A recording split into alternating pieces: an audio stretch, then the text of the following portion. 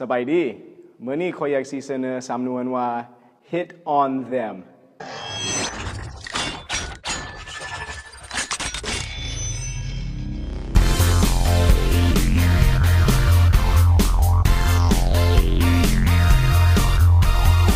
สิเริ่มต้นกับคำว่า hit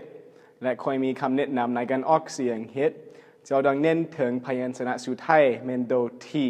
ต้องว่าให้มันแจ่มแจ้งอย่างเช่น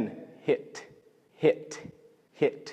และ hit แปลว่าตีอย่างเช่น I got hit by her แปลว่าค่อยถูกแล้วตี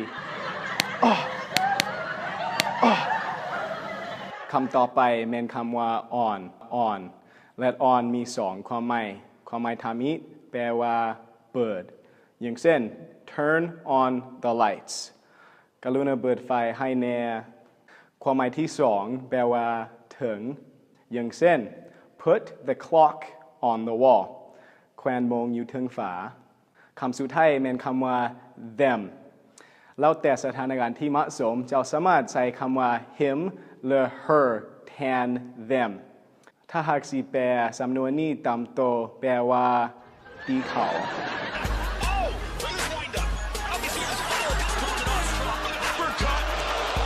ตีเขาบ่แม่นเป็นความหมายของสำนวนนี้ hit on มีความหมายว่าจีบหรือในภาษาอังกฤษ flirt แต่คำว่า flirt มันเป็นคำศัพท์ที่แปลตรงๆแปลว่า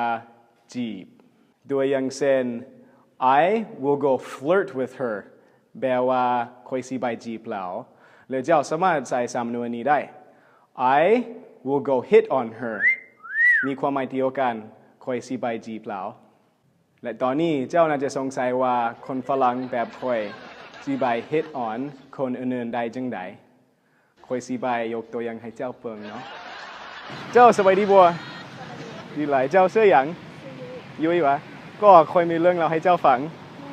ถึงหน้าตาค่อยสิเด็ดลบแต่ถ้าได้ครบแล้วเจ้าสิเด็ดใจเจ้าต้องติดตามวิดีโอของพวกเขาที่พวกเขาสิอัปเดตทุกๆอาทิตย์ขอบใจ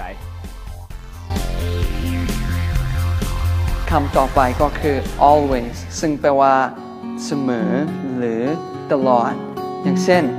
I always think of her คอยคิดฮอดแล้วตลอดเวลาโอ้โหเจ้าคิดฮอดไผวะเป็นตาหักอีหลีเจ้าคือปากหวานแท้เนาะ Who are you thinking of? That is so cute